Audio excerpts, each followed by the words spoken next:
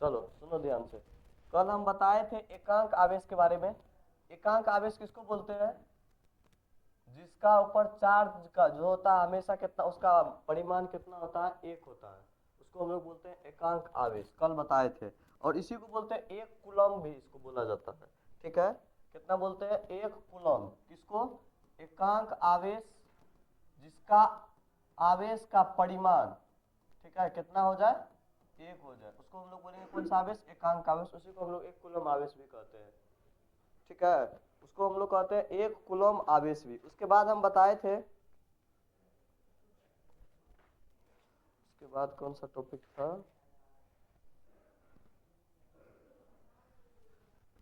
और एकांक आवेश का डेफिनेशन लिखा, देखो लिखाए होंगे। वह आवेश जब निर्वात में स्थित दो बिंदु आवेश के बीच की दूरी 1 मीटर हो, जिसके कारण 9 × 10⁻9 न्यूटन का बल उत्पन्न होता हो, तथा प्रत्येक आवेश को एक कूलम आवेश कहते हैं। लिखाए है ऐसा। देखो इसको याद नहीं करना है, समझा देते हैं इसका तरीका क्या होगा। सर अपने लोग को ये पता है कि एक कूलम आवेश का मतलब कितना हो गया? एक चार्ज। एक कूलम आवेश का मतलब, एक आवेश जो होता है उसका मात्रक क्या होता है? एक कूलम होता है।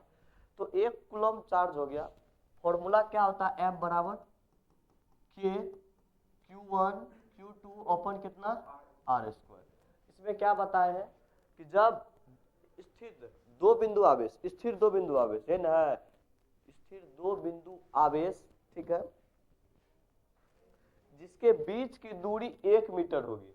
सुनो ध्यान से, बीच की दूरी 1 मीटर अर्थात इसका स्क्वायर हो जाएगा। और के का मान, किसका मान? के का मान 9 × 10⁻9, अर्थात जो पहले जैसा था कुछ वैसा ही रहेगा। तो जो ये दोनों बच जाएगा, अर्थात यही दोनों तो तुमको कूलम बनेगा ना। Q1 ही ना कूलम बनेगा, Q2 ही ना कूलम बनेगा। है कि आवेश का SI मात्रक क्या होता है? कूलम होता है। जब सब कुछ पहले जैसा रह जाता है तो ये कूलम बन जाता है। तो इसी कहते हैं एकांक आवेश या फिर एक कूलम। ठीक है, उसके बाद विद्युत धारा के बारे में बताए थे, इलेक्ट्रिक करंट के बारे में। जिसमें आवेश गति करता है वहीं पर विद्युत धारा का निर्माण होता है, बताए थे। जिसमें आवेश क्या करता है? गति करता है। उसके बाद बताए थे इसका फॉर्मूला आई बराबर क्या होता है? आई बराबर Q/T, याद करो, या फिर Q बराबर I/T, ऐसा करके बताए थे। जहाँ चार्ज का आवेश का मात्रक बताए थे कूलम, धारा का एम्पियर और समय का सेकेंड, इसमें हम बता दिए थे।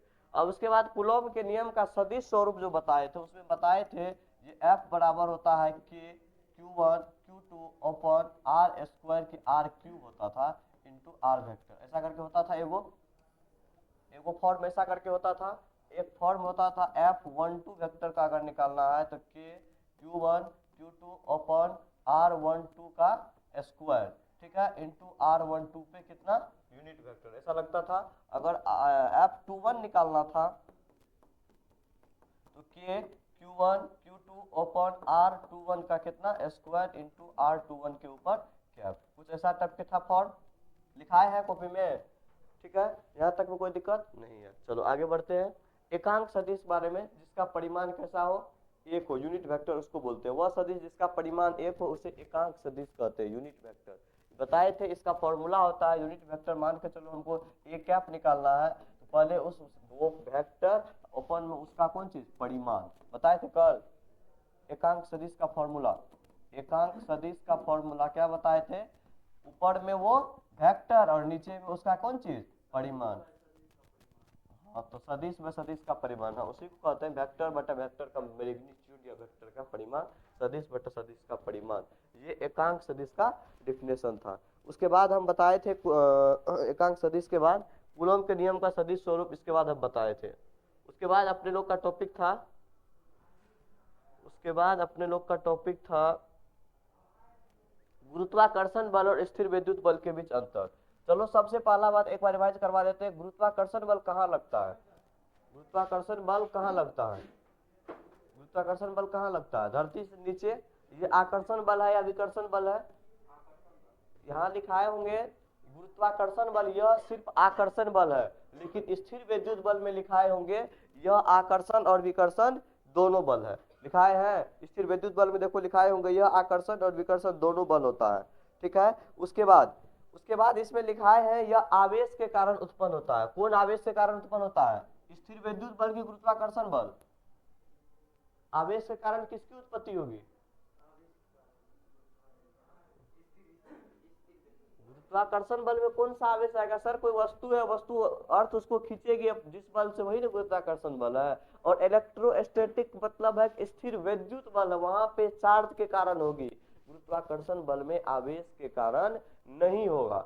ठीक है, गुरुत्वाकर्षण बल अगर खींचेगी तो वह तुमको धरती को किसी भी वस्तु को अर्थ खींचेगी, किसके कारण? मास के कारण, मास के कारण। ठीक है, और स्थिर विद्युत बल को खींचेगी चार्ज के कारण। चलो ठीक है, आगे बढ़ते हैं। उसके बाद हम बताए थे इसके पास जो होता है गुरुत्वाकर्षण बल में कांस्टेंट क्या चीज होता है? जी, जी कांस्टेंट होता है, कैपिटल जी, जिसका मान बताए थे 6.67 गुना 10 के पावर माइनस 11, 10 का power minus 11 newton metre square पर केजी स्क्वायर, ऐसा करके कुछ था। और बताओ स्थिर विद्युत बल में क्या चीज कांस्टेंट था? के, जिसका मान होता है 9 गुना 10 का पावर 9, कितना होता है? 9 गुना 10 का पावर 9, ये था स्थिर विद्युत बल में। उसके बाद यह आवेश के माध्यम पर निर्भर नहीं करता है, सॉरी इसमें तो आवेश का कोई वैल्यू है गुरुत्वाकर्षण बल में? गुरुत्वाकर्षण बल में आवेश से लेना देना कुछ नहीं है, गुरुत्वाकर्षण बल में लेना देना है द्रव्यमान से, किसी भी वस्तु का मास से। ठीक है, तो गुरुत्वाकर्षण बल में मास, द्रव्यमान जो होगा, क्या यह माध्यम पर निर्भर करता है? तो जवाब है नहीं। क्या स्थिर विद्युत बल माध्यम पर निर्भर करता है? जवाब है हाँ, स्थिर विद्युत बल माध्यम पर निर्भर करता है, लेकिन द्रव्यमान वाला माध्यम पर निर्भर नहीं करता है।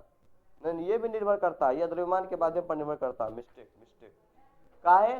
काहे कि अगर देखो जहां पे हवा नहीं है वहां पर तुम किसी वस्तु को गिराओ, ठीक है, तो वहां पर उसके चेंजेस आ जाता। अभी नॉर्मली तुम गिराओगे और जहां पे हवा नहीं है, निर्वात है, वहां पे गिराओगे तो वहां पे कुछ चेंजेस आ जाएगी, पहले से कुछ चेंज आ जाएगा किसी वस्तु को गिराने पर।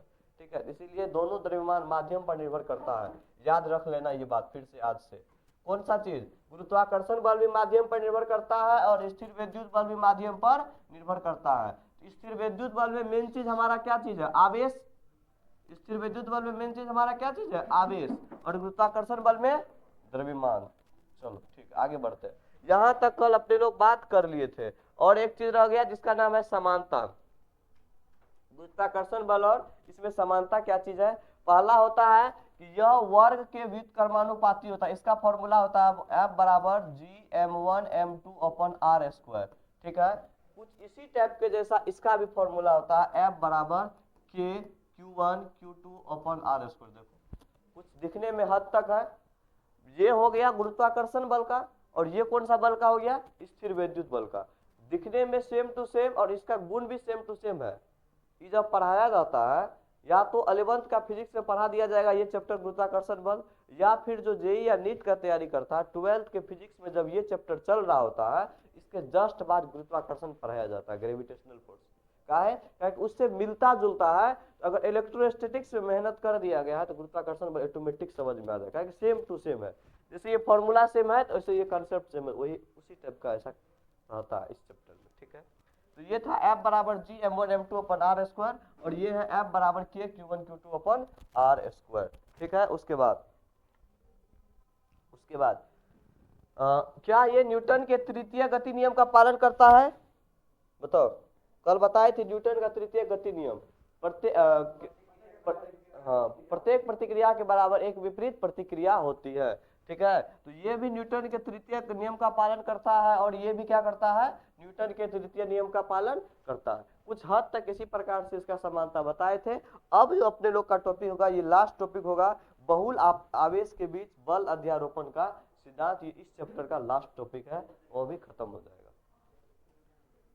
बहुल आवेश के बीच अध्यारोपण का सिद्धांत। देखो ध्यान से सुनो, सबसे पहले हम समझा देते हैं बहुल आवेश क्या होता है। बहुल आवेश क्या होता है? बहुल आवेश किसको बोलते हैं? बहुत सारे आवेश जहां मौजूद रहता है उसको हम लोग कौन सा आवेश बोलते हैं? बहुल आवेश। कौन सा आवेश? बहुल आवेश। जैसे sir 2 coulomb, 3 coulomb, 5 coulomb, -8 coulomb, -12 coulomb, -19 coulomb, -26 coulomb, कुछ इस टाइप का रहता है। जहां बहुत सारा आवेश मौजूद हो उसको हम लोग बोलते हैं बहुल आवेश। ठीक है, बहुल आवेश के बीच अध्यारोपण का सिद्धांत, ये भी इंपॉर्टेंट है, ये भी कई बार पूछा जा चुका है कि कि अध्यारोपण का सिद्धांत क्या होता है। ठीक है, देखो इस सिद्धांत में क्या बोला गया है कि यदि किसी स्थान पर एक बिंदु आवेश पर कई अन्य बिंदु आवेश बल लगा रहे हो तो उस बिंदु आवेश पर लगाया गया कुल बल सभी अलग अलग आवेश द्वारा लगाए गए बलों का सदिश योग होता है। समझो ध्यान से क्या होता है। अगर अपने लोग बोले यहाँ पे +3 कूलम का चार्ज है, कितना कूलम? +3 कूलम। इसके बगल में है -5 कूलम, यहाँ है 8 कूलम, यहाँ है 12 कूलम, यहाँ है -6 कूलम। क्या ये चारों अलग अलग डायरेक्शन में है तो क्या चारों इनके ऊपर फोर्स एक्सर्ट करेगा? है तो जैसे मान के चलो 5 कूलम वाला है, ये तो इधर खींचेगा, फोर्स लगाएगा, लेकिन ये 8 कूलम वाला ये भी प्लस ये भी प्लस, तो इधर खींचेगा ना? नहीं, ये इसको इधर धक्का देगा। समझा? ये भी इसको इधर धक्का देगा, मतलब क्या? उसके नजदीक जाने से रोकेगा। फिर क्या करेगा? ये प्लस माइनस वाला है तो ये क्या कर लेगा? अट्रैक्ट कर लेगा। बाकी देखो एक दो को अट्रैक्ट किया, सॉरी रिपेल किया, और दो को क्या कर दिया? अट्रैक्ट कर दिया। अब जो ये चार को फोर्स लग गया, इस चारों फोर्स को अगर हम लोग ऐड कर देंगे सदिश के तरह, काहे कि सर बल कौन सी राशि है? सदिश राशि, तो उनका सदिश योगफल ही अध्यारोपण का सिद्धांत कहलाता है। समझ में आया? क्या बोले? नहीं आया? फिर समझो, फिर एक एग्जांपल लेते हैं। अगर अपने लोग बोले चल ले 5 कूलम का चार्ज है सर, 5 कूलम का चार्ज है, इस चार्ज के वजह से यहाँ पे मौजूद है 8 कूलम, यहाँ पे मौजूद है 7 कूलम, यहाँ पे मौजूद है -12 कूलम, और यहाँ पे मौजूद है -18 कूलम। ठीक है, क्या यहाँ चारों डायरेक्शन में दिख रहा है? ठीक, गेट लगा तुम पहले। अब चारों डायरेक्शन में तुम अगर देखोगे, सुनो सर, 5 कूलम वाला इस 12 कूलम वाले को क्या करेगा? अपने तरफ खींचेगा या अपना से दूर धकेलेगा? खींचेगा। तो ये 5 कूलम इसको इधर फोर्स लगाएगा, इसके तरफ लगेगा, फोर्स लगेगा ना, इसके तरफ जाने का कोशिश करेगा। ये 5 कूलम जाएगा इधर। फिर उसी तरह से देखो, लेकिन इधर भी है तो 5 कूलम इधर भी फोर्स लगाएगा, अपना खींचेगा ना, कुछ इस टाइप का देखो। लेकिन ये 8 कूलम 5 कूलम जैसे इसके नजदीक आना चाहेगा, ये नजदीक आने के लिए नहीं देगा, अर्थात ये क्या कर लेगा? इसके विपरीत डायरेक्शन में फोर्स मारेगा, इधर धक्का मारेगा, इधर बात नहीं करो, इधर धक्का लगाएगा 5 कूलम 8 कूलम को। उसके बाद 7 कूलम देखो, फिर ये जैसे 5 कूलम इसके नजदीक आएगा, फिर ये उधर से धक्का मारेगा, तो इस डायरेक्शन में इस तरह से क्या लग जाएगा? फोर्स लग जाएगा। अब बताओ, ये दोनों कौन सा फोर्स था? Attraction force. और ये दोनों कौन सा फोर्स था? Repulsion force. समझ में आया? और यही चारों फोर्स को जो हम लोग जोड़ देंगे, चारों बलों का सदिश योग, कैसा योग? सदिश योगफल, क्या कहलाएगा जी? अध्यारोपण का सिद्धांत कहलाता है। समझ में आया? अब समझ में आया अध्यारोपण का सिद्धांत क्या होता है? चलो अब तुम लोग हेडिंग डाल के लिखना स्टार्ट करो। बहुल आवेश के बीच अध्यारोपण का सिद्धांत, हेडिंग डालो।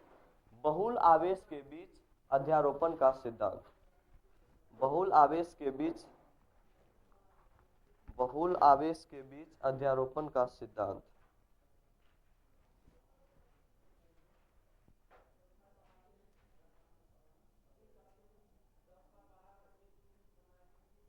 बहुल आवेश के बीच अध्यारोपण का सिद्धांत।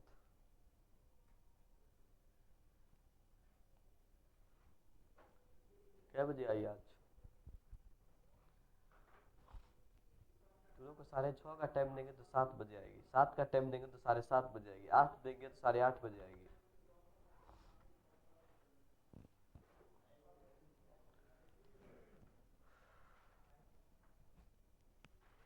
लिखो, इसमें सबसे पहले कथन डाल करके हेडिंग डालो। कथन, कथन क्या होता है? मतलब स्टेटमेंट। ये जो वाला जो सिद्धांत है, सिद्धांत ये क्या कहना चाहता है? कथन वाला। तो सबसे पहले इसमें लिखो, यदि किसी स्थान पर कथन, यदि किसी स्थान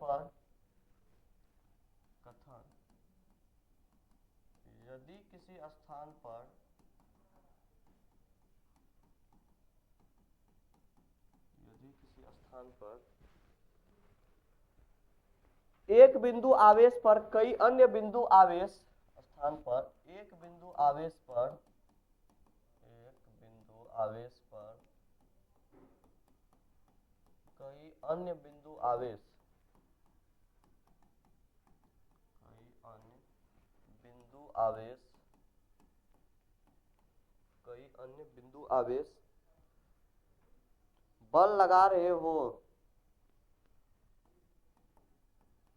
बल लगा रहे हो, बल लगा रहे हो तो उस बिंदु पर, उस बिंदु आवेश पर लगाया गया कुल बल, तो उस बिंदु आवेश पर लगाया गया कुल बल, तो उस बिंदु आवेश पर लगाया गया कुल बल, तो उस बिंदु आवेश पर लगाया गया कुल बल सभी अलग अलग आवेश द्वारा, सभी अलग अलग आवेश द्वारा, सभी अलग अलग आवेश द्वारा, सभी अलग अलग आवेश द्वारा लगाए गए बलों का सदिश योग होता है। आवेश द्वारा लगाए गए बलों का सदिश योग होता है।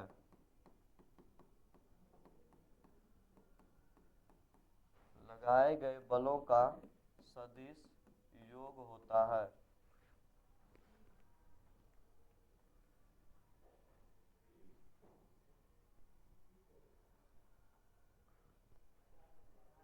लगाए गए बलों का सदिश योग होता है, ये इसका कथन है।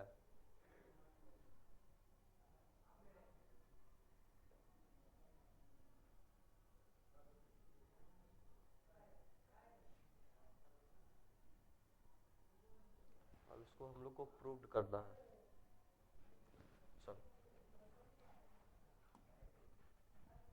प्रूव करना है, ठीक है। अब कैसे करना है उसके बारे में समझते हैं। सबसे पहले क्या करना है, एक एक्सिस ले लेते हैं, ठीक है। उस एक्सिस के बीचों बीच, उस एक्सिस के बीचों बीच एक चार्ज रखेंगे, ठीक है। और उस चार्ज के कारण कुछ फोर्स लगेगा, एक्सर्ट होगा। चलो सबसे पहले क्या करना है, एक चार्ज रख लेते हैं जिसका नाम है Q1 चार्ज। कौन सा चार्ज, Q1 चार्ज, जो यहां से कितनी दूरी पर है, R दूरी पर मान लेते हैं। कितनी दूरी पर, R दूरी पर Q1 चार्ज मौजूद है, ठीक है। फिर ब्लरिंग ज्यादा हो रहा है, इसका हमको इलाज करना पड़ेगा।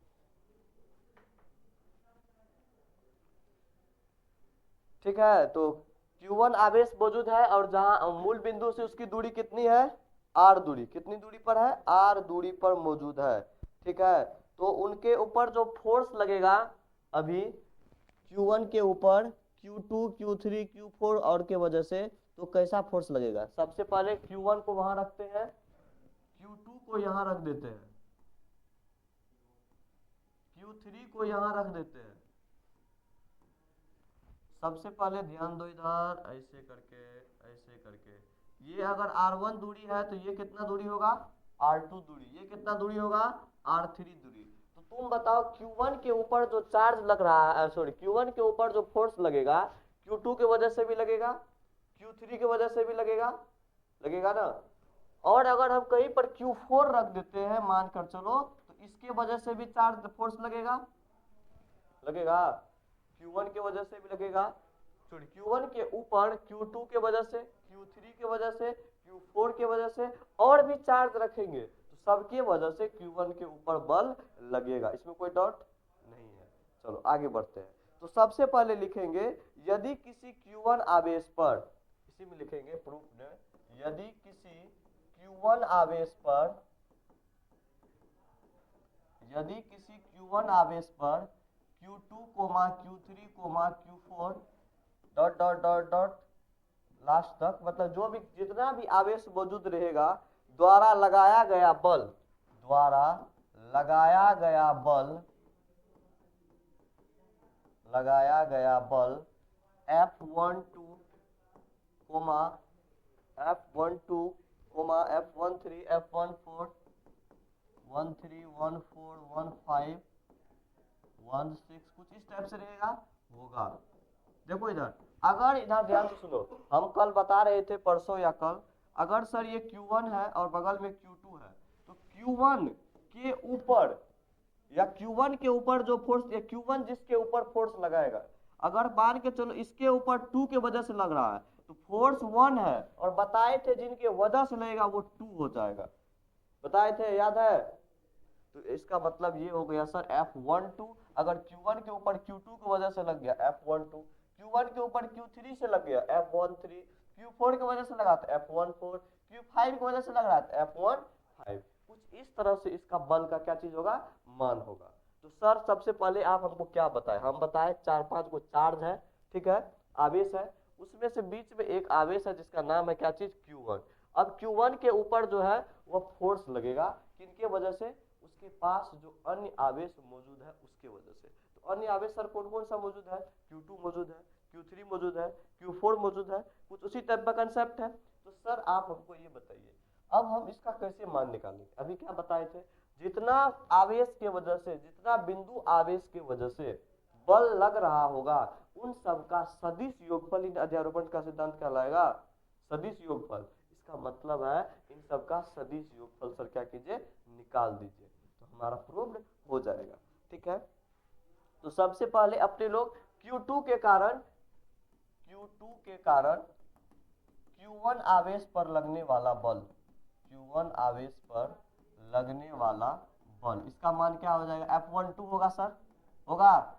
Q2 के कारण किसके ऊपर लगने वाला, किसके ऊपर, 1 के ऊपर, तो F12 होगा, F12 बराबर क्या हो जाएगा, K Q1 Q2 ओपन में किसका स्क्वायर हो जाएगा जी, किसका स्क्वायर, R स्क्वायर, लेकिन यहाँ R12 होगा, होगा ना, R12 का स्क्वायर होगा, R12 का स्क्वायर हो जाएगा, इनटू में कौन चीज लगा देंगे जी, R12 का यूनिट वेक्टर, याद करो ये वाला वेक्टर पर अभी बताए थे, R12 का स्क्वायर इंटू R12 पे यूनिट वेक्टर, ये देखो लिखा हुआ भी होगा अभी,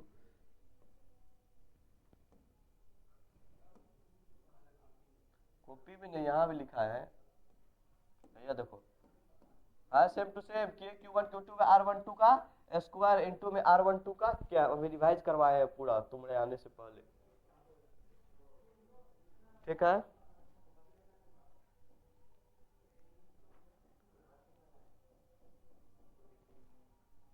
क्या है, मौसी को याद करके चल लिखो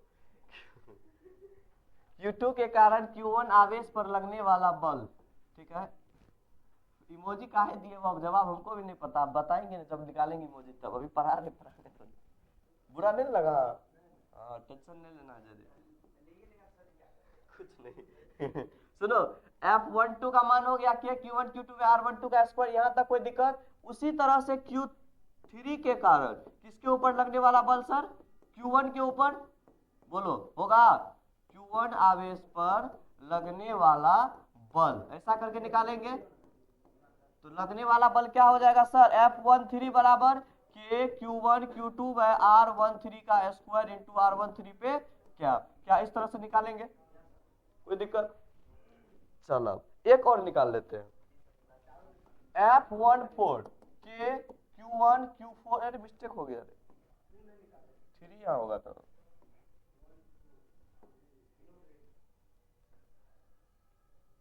ठीक है, तो 1 2 1 3 1 4 निकालो, गलत क्या, R14 का क्या, यहाँ तक कोई दिक्कत नहीं है। अब हम मान लेते हैं एकरा हम समीकरण 1, एकरा समीकरण 2, एकरा समीकरण 3, अब इसी तरह से आगे निकालेंगे तो समीकरण 4, समीकरण 5, इसको भी मान लो डैश डैश डैश, ठीक, कोई दिक्कत। अब क्या करेंगे, सभी को सदिश योगफल करने पर, सभी के सदिश, या सभी का सदिश योगफल ज्ञात करने पर, सभी का सदिश योगफल ज्ञात करने पर मतलब कौन कौन सा, समीकरण 1 + 2 ऐसे करके ऐड करेंगे रे, ए बट्टा सब, कौन क्वेश्चन पर, हाँ पढ़ेगा चुपचाप,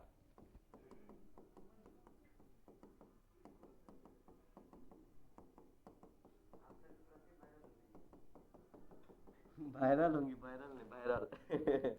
F13 ठीक है, चलो सुनो ध्यान से। सर F12 का मान क्या था, K Q one Q two upon R12 का स्क्वायर इंटू R12 का क्या कुछ था ऐसा, के Q one Q three upon R13 का स्क्वायर इंटू R13 का क्या क्या ऐसा कुछ था, Q1 Q4 अपन R14 का स्क्वायर इंटू R14 का क्या कुछ इस तरह से ऐड होते जाएगा, बोलो। मतलब बहुत मारना नहीं छुटतो ना, पढ़ना आराम से। के Q1 इस तरह से हो जाएगा ऐड। इसको ना हम लोग क्या करेंगे, अब देखो आगे का काम अपने लोग का, जैसे इसको ऐड करेंगे तो अब देखो के का मान क्या होता है 1/4 पाई एप्सिलॉन नॉट। के का मान तो सब जगह है, के का मान कॉमन आ जाएगा, और Q1 देखो हर जगह है तो Q1 कॉमन आ जाएगा। के और Q1 कॉमन ले सकते हैं, के और Q1 सर कॉमन ले लिए तो Q1 जैसे कॉमन लिए तो बच गया Q2, क्या बच गया Q2, और मेरे गुड टू, ठीक है। क्या हो जाएगा सर Q2 ओपन में R12 का स्क्वायर इंटू R12 का कैप, फिर Q3 ओपन R13 का स्क्वायर इंटू R13 का कैप, फिर Q4 बटे R14 का स्क्वायर इंटू कौन चीज इंटू R14 का कैप। क्या सर इस तरह से लिखेंगे, कोई दिक्कत यहाँ था, कहाँ पे एप्सिलॉन है, कहाँ पे एप्सिलॉन है, यहाँ पे ये 1 3 के यहाँ लिखल तो है, के है रे, पागल तागल है, के है कुछ नहीं किए सुन, के Q1 Q2 अपन R12 का स्क्वायर जो फॉर्मूला था समीकरण 1 समीकरण 2 समीकरण 3 को जोड़ दिए, तो जोड़े तो देख रहे के और Q1 सब में कॉमन आ रहा है, देखो के Q1 सब में है, तो हम उसको बाहर निकाल दिए और बाहर निकाल के सबको फिर से ऐड कर दिए लास्टली तक। अब जैसे ऐड कर दिए तो हमारा के Q1 बाहर आ गया, तो अब हम चाहे यहाँ हल कौन सी करेंगे, ये तो प्रूव्ड करने का होगा, तो इसमें हल करने हमको 5 पन्ना करेगा तो हमको सिर्फ दिमाग लगाना है, 5 पन्ना याद नहीं रखना है। बोला जाए तो गाड़ी चलाना बहुत मुश्किल है, लेकिन जब चलाने आ गया तो कहाँ जाना है हमको दूर लगता है, नहीं गाड़ी चलते चलो आराम से, तो वही बात है, चलाने पहले सीख लो, हो गया बात खत्म। चलो उसके बाद अपने लोग को क्या करना है, कुछ नहीं करना है, सब सीधा समझो। F1 बराबर अभी क्या निकला जी, F1 F1 बराबर क्या निकला अभी, इसका बराबर क्या निकला के Q1। अब देखो कोष्ट में सर अलग अलग मान आया है और कोष्ट में क्या सब मान आया है, देखो सबसे पहले Q2 अपन R12 का स्क्वायर इंटू R12 पे कैप आया है इतना, Q3 अपन R13 का स्क्वायर इंटू R13 पे कैप, कुछ इस तरह से आया है ना जी। अब देखो जी, ए जी देखो ना, के Q1 इंटू क्या हो जाएगा सर, आप हमको बताइए क्या इसको हम लोग शॉर्ट टर्म में लिख सकते हैं, क्या हम लोग इसको शॉर्ट टर्म में लिख सकते हैं, क्या चीज शॉर्ट टर्म में लिखेंगे बताओ, अब क्या चीज हम लोग इसको शॉर्ट टर्म में लिखेंगे, ऐसा देखो कुछ कंसेप्ट जो है सेम टू सेम मिल रहा होगा, क्या चीज सर, Q1 तो आपने बाहर निकाल लिया, अगर ये जोड़ के फॉर्म में लिखा है तो मैथमेटिकल टर्म याद करो, जब तुम 10वां में पढ़े होंगे सांख्यिकी, जिसमें माध्य माध्यक बहुलक पढ़ाया गया होगा, वहां में एगो ऐसा करने वाला सिंबल आया होगा जिसका नाम होगा सिग्मा। इसका मतलब होता है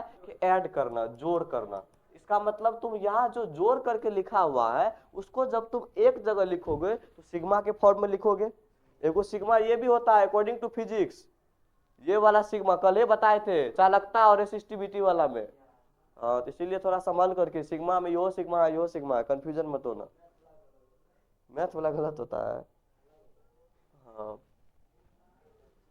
तो ठीक है, इस तरह से अगर हम लोग करें तो के Q1, आप देखो R12 का स्क्वायर है, R13 का स्क्वायर है, और यहाँ देखो सेम टू सेम है, Q1 बाहर है तो Q2 Q3, अर्थात सर ऊपर में आप Qn रख दीजिए, Qn मतलब n का मान आप बढ़ाते चलिए, और स्टार्ट कहां से करना है 2 से, तो यहाँ n बराबर 2 से स्टार्ट कर दीजिए, और लास्ट कहां करना है कोई गारंटी नहीं है तो वहां मान रख दीजिए क्या चीज n। क्या रख देंगे n। समझ में आ रहा है, मैथमेटिकल टर्म है, समझ में आ रहा है रानी, ये थोड़ा सा मैथमेटिकल टर्म है, समझ में कम आ रहा होगा, अगर यहाँ पूरा खत्म कर देते तब समझ में आ जाएगा। क्यू एन हो गया सर ऊपर वाला टर्म, नीचे वाला टर्म में देखो वन कांस्टेंट है ना, अर्थात सर आर वन एन, तब एन का मान अगर यहाँ 2 है तो देखो यहाँ भी 2 है, 3 है तो यहाँ भी 3 है, इसीलिए वहां क्या रख दिया आर वन एन, और इनटू में देखो फिर यहाँ पे आर वन एन का क्या, तुम अब जैसे जैसे आगे बढ़ोगे इसमें n का मान 2 पुट करोगे, देखो अब देखो इसको हम भूल जाते हैं तो यही वाला टर्म आएगा सर, 2 पुट करते हैं Q2 बटे R12 इंटू R12 का क्या, 3 पुट करते हैं तो Q3 अपन R13 इंटू R13 का क्या देखो ये पहले वाला टर्म आ रहा है ना, इसी को हम बड़का था इसको बड़का बना करके क्या कर दिए, सिकुड़ दिए, छोटा कर दिए, बस इसी टाइप का टर्म हमको लाना था, और छोटा करने के बाद हमारा जो ये टर्म आया इसी को हम लोग बोल देंगे कौन सा चीज, अध्यारोपण का सिद्धांत, बहुल आवेश के बीच कैसा सिद्धांत, अध्यारोपण का सिद्धांत हमको प्रूव करके ये लाना था। क्या एक बार और हम समझा दें, नहीं लिखने का टाइम बहुत कम देंगे अभी, क्या ब्रह्मदेव सर पहुंच चुके हैं, इसीलिए उसका क्लास को हम लेट नहीं कर सकते हैं, फिर एक बार तुरंत समझा देते, लिखने के लिए बोर्ड पर रहेगा, कोई मिटाएगा नहीं, फिर लिख लेना, ठीक है, समझा देते हैं। सबसे पहले देख सबसे पहले एग्जाम्पल, उतना नहीं समझाएंगे, सीधा समझ सर, ये है फोर्स, एक आवेश है जिसका नाम है क्या चीज, Q1, इस Q1 आवेश के बीचों बीच इसके बगल में Q2 रख देते हैं, इधर Q3 रख देते हैं, इधर क्या रख देते हैं Q4, इधर क्या रख देते हैं Q5, इसकी दूरी मान लेते हैं R15, इसकी दूरी मान लेते हैं R14, इसकी दूरी R13, इसकी दूरी R12, कोई दिक्कत यहाँ तक, कोई दिक्कत नहीं। सर आप हमको ये बस छोड़ दीजिए, ये Q1 के वजह से Q3 ने कितना बल लगाया होगा, तो हम लोग उसको बोल देंगे Q13 बोलेंगे, सॉरी F13, क्या बोल देंगे उसको, F13 बोलेंगे, बोलो, जिसके ऊपर इसके वजह से जो फोर्स लगा उसको क्या बोलेंगे F13, फिर इसके वजह से इन्होंने जो फोर्स लगाया तो F14, इन्होंने जो फोर्स लगाया F15, कुछ इस तरह से ऐड होते जाएगा, जितना चार्ज रहेगा उतना फोर्स लगेगा, अगर अनंत चार्ज है तो अनंत बल लगेगा ना, तो सर F13 का मान आया तो इसको वेक्टर फॉर्म में होता है K Q1 और Q3 ओपन में R13 का स्क्वायर, फिर यूनिट वेक्टर फॉर्म है तो इसका यूनिट वेक्टर लगाइएगा, एकांक सदिश R13 का कौन चीज क्या, कुछ इस तरह से टर्म आते जाएगा K Q1 Q4 open R14 का कौन चीज स्क्वायर इंटू R14 का क्या, समझ में आया क्या बोल रहे हैं, फिर आएगा K Q1 Q5 open R15 का क्या चीज स्क्वायर इंटू R15 का क्या, समझ में आ गया, इस तरह से आगे बढ़ेगा। अब देखो इसमें इंटरेस्ट क्या आता है सर, जैसे K Q1 Q3 open R13 का स्क्वायर इंटू R13 का क्या लिखे थे ऐसा, फिर क्या लिखे थे K Q1 Q4 open R14 का स्क्वायर इंटू R14 का कैप, चलो कुछ ऐसा कंसेप्ट लिखे थे। अब देखो इसी को हम शॉर्ट कर देते हैं, सब में K Q1 कॉमन है K Q1, तो K Q1 को बाहर निकाल देते हैं, और इसको इस तरह से आगे बढ़ते जाएगा तो हमको जोड़ के रूप में लिखना है, तो हम डाल दिए समेशन, इसको समेशन भी पढ़ते हैं और सिग्मा भी पढ़ते हैं, ठीक है, इसको क्या सा पढ़ते हैं, समेशन भी और सिग्मा भी। तो सर समेशन जब पढ़ रहे हैं तो समेशन में क्या चीज बोलेंगे, यहाँ 3 से स्टार्ट हो रहा है, इसका मतलब है इसको हम लोग Qn रखेंगे तो n का मान 1 तो हो गया, रह गया सिर्फ 3 ना, n का मान यहाँ कितना होना चाहिए 3, तो स्टार्टिंग कहाँ से करेगा भाई साहब, ये n बराबर 3 से करेगा, जैसे 3 से स्टार्ट करेगा तो Q3, अब देखो तो Q1 Q3 ओपन में हमको लाना है R13 ना, हम कुछ ऐसा व्यवस्था काहे नहीं कर दे, ये देखो ये हो गया मोबाइल फोन लगाना है तो एक ही बटन दबाना है अपने लोगों को, और एक ही बटन दबा के जिसके पास लगाना है वो स्क्रॉल कर देंगे, ये है हमारा बटन, ये जो सिस्टम बना रहे ये बटन है, इस बटन में हमको जहां फोन लगाना है, अगर हमको यहाँ पे बल का मान निकालना F17 वाला, तो अगर यहाँ सिस्टम तैयार है, अगर Qn है, नीचे में क्या R1n है, R1n का स्क्वायर इंटू में R1n का पावर क्या, अगर हमको F17 के वजह से बल निकालना है क्या होगा, तो हम लोग इस सिस्टम में क्या कर देंगे फोन लगा देंगे, जैसे बटन टिपेंगे फोन लग जाएगा, मतलब मान पुट किए वैल्यू निकलेगा। देखो कैसे सर, F17 चाहिए तो के, देखो इधर के है यहाँ पे, Q1 ऑलरेडी है, लेकिन सर 17 चाहिए। अब यहाँ हमको n का मान कितना पुट करना है, 7। n का मान जैसे 7 पुट करेंगे, देखो Q7 होगा n की जगह 7, R1n ओपन में R1n की जगह कितना, 7 का स्क्वायर इंटू R17 का कैप। निकला कि नहीं निकला? कुछ इसी टाइप का कंसेप्ट होता है अध्यारोपण का सीधा मतलब। सीधा समझो सर, हम खड़े हैं, हमरे अगल बगल जितना लड़का लड़की खड़ा है, सबके वजह से या तो आकर्षण बल लगेगा या फिर रिपल्सन बल लगेगा, और वही आकर्षण या रिपल्सन बल को आप जोड़ दीजिए, जोड़ करके एक बटन तैयार कर दीजिए, एक फॉर्मेट तैयार कर दीजिए, हो गया, फिर साबित हो जाएगा अध्यारोपण का सिद्धांत क्या होता है। समझ में आ गया? कोई दिक्कत? चैप्टर तुम्हारा यहाँ पे खत्म होता है। अगला चैप्टर आएगा तुम्हारा विद्युत क्षेत्र से पढ़ना स्टार्ट होगा, ठीक है। लेकिन इस चैप्टर को खत्म करने से पहले तुमको हम इस चैप्टर का एक बार वन शॉट प्रोवाइड करेंगे, ठीक है, कोशिश करेंगे वन शॉट। लेकिन हमको क्या लग रहा है कि एक बार दूसरा चैप्टर जो है वो दोनों चैप्टर को खत्म कर देते हैं, फिर मिक्स करके हम रिवाइज करेंगे। काहे कि वो दोनों एक ही साथ खत्म होने वाला चैप्टर है, चैप्टर 1 और चैप्टर 2 अकॉर्डिंग टू एनसीईआरटी, ठीक है। इसमें हम लोग पढ़ते थे इलेक्ट्रोस्टैटिक्स, जिसका नाम बोले थे, देखा होगा उसका 2 पार्ट लिखाए थे। एगो लिखाए होंगे कौन सा पार्ट, स्थिर विद्युत तथा विद्युत आवेश तथा क्षेत्र, और दूसरा लिखाए थे स्थिर विद्युत विभव तथा धारिता। ये दोनों इलेक्ट्रोस्टैटिक्स मिल करके दोनों पूरा खत्म होगा, तब तुम्हारा इलेक्ट्रोस्टैटिक्स वाला पार्ट खत्म हुआ, स्थिर विद्युत वाला पार्ट, ठीक है। चलो, इस तरह से तुम्हारा ये कंसेप्ट खत्म होता है। हम अगला क्लास जो होगा तुम लोग का नेक्स्ट क्लास, उस नेक्स्ट क्लास में फिजिक्स का पूरा कॉपी हम सुनेंगे। तुम चाहे जैसे याद करके लाओ, हमको फिजिक्स का पूरा कॉपी याद होना चाहिए। और जो सिद्ध करने वाला है, जो भी सिद्ध करने वाला है, उसको तुम एक बार को सिद्ध करने वाले को 5 बार बना के लाओगे। अगर 2 गो सिद्ध करने वाला है कि 3 गो, 5 या कितना बार होगा, 15 बार। समझ में आया क्या बोले? जैसे एक को सिद्ध करने वाला उसको कितना बार बनाना है, 5 बार। कॉपी में लिख करके याद करना है, प्रैक्टिस करना, हमसे हो पाता है कि नहीं हो पाता है। एक बार में नहीं होगा, दोबारा ट्राई करना, नहीं होगा तिबारा नहीं होगा चौबारा, 5 तक करना ट्राई। 5 तक में हमको उम्मीद है हो जानी चाहिए, ठीक है। एक ही बार में हो जाएगा तो बहुत अच्छी बात है, तो बोर्ड पे खड़ा कर देंगे, बात खत्म है। बना के दिखाओ हमको, उसके टैलेंट को सलाम करते हैं। अगर एक बार में सीख गया तो हम काहे 5 पन्ना बर्बाद करेगा, उससे अच्छा दूसरा सब्जेक्ट को टाइम दो। तब अगर तुम एक बार में सीख जाते हो तो बहुत अच्छी बात है, तुम दूसरा सब्जेक्ट को टाइम दे सकते हो, ठीक है। तो हम अगला क्लास जो है, मेरा होमवर्क क्या चीज है, नेक्स्ट क्लास मेरा क्या होमवर्क है, जितना भी इस चैप्टर का डेरिवेशन है, प्रूव्ड करने वाला है, उसको तुम 5 बार ट्राई करके लाएगा। मतलब सीधी बात है, सीख के लाएगा। और हम कॉपी सुनेंगे, याद करने कम से कम आधा सुनेंगे। हम हेडिंग दिलवा देते हैं। कहाँ तक हम हेडिंग दिखा देते हैं, कहाँ तक सुनेंगे।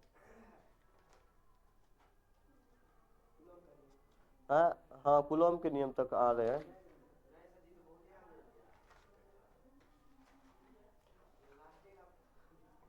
आवेश तथा द्रव्यमान के बीच अंतर, ये टॉपिक खत्म करके आना।